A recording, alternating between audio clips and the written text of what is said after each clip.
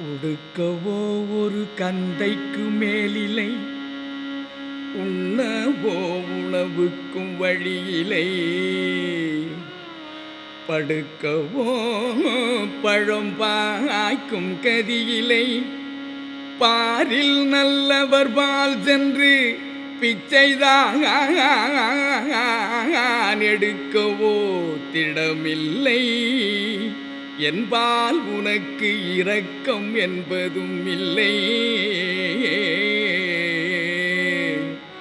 உடுக்கவோ ஒரு கந்தைக்கு மேலிலை, உண்ணவோ உணவுக்கும் வழியிலை, படுக்கவோ பழம் பாய்க்கும் கதியிலை, பாரில் நல்லவர் பால் சென்று பிச்சைதான் எடுக்கவோ திடமில்லை, என்பால் உனக்கு